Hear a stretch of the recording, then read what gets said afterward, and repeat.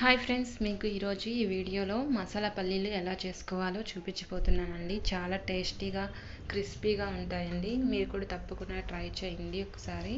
చాలా త్వరగా అయిపోతుందండి, 2 మినిట్స్ అంతే. దానికోసం పల్లీలని కొద్దిగా తీసుకున్నాను. ఇందులోకి 3 టేబుల్ స్పూన్ల శనగపిండిని యాడ్ చేస్తున్నానండి. బజ్జీ పిండిని యాడ్ చేసి ఒక టేబుల్ స్పూన్ కారం పొడిని యాడ్ చేస్తున్నాను, రెడ్ చిల్లీ పౌడర్. ఒక హాఫ్ టేబుల్ స్పూను పసుపును, మీ టేస్ట్కి తగినంత సాల్ట్ని యాడ్ చేసుకొని దీన్నంతా కూడా ఒకసారి బాగా మిక్స్ చేసుకోవాలి. ఇలా అంతా కూడా ఒకసారి బాగా మిక్స్ చేసుకొని కొద్దిగా వాటర్ని యాడ్ చేసుకోండి. చూసారా, కొద్దిగా వాటర్ని యాడ్ చేసుకొని మనం పకోడా కలుపుతాం కదా, ఆ కన్సిస్టెన్సీలో బాగా కలుపుకోవాలి.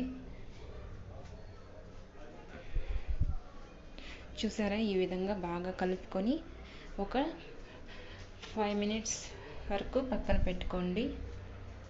ఇప్పుడు స్టవ్ మీద ఆయిల్ వేసి, ఆయిల్ వేడెక్కిన తర్వాత ముందుగా కలిపి ఉంచుకున్న పల్లీలను ఈ విధంగా కొద్దిగా ఆయిల్లో యాడ్ చేసుకోవాలి. ఈ విధంగా కొద్దిగా యాడ్ చేసుకొని బాగా ఫ్రై చేసుకోండి, మీడియం ఫ్లేమ్లో పెట్టుకొని. ఇది బాగా ఫ్రై అవ్వాలండి, అప్పుడే మనకి క్రిస్పీగా వస్తాయి, చాలా టేస్టీగా కూడా ఉంటాయి.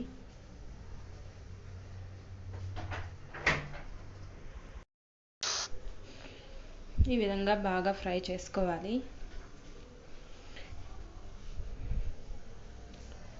ఇలా బాగా ఫ్రై అయిన తర్వాత సపరేట్ బౌల్లోకి తీసుకోవాలండి.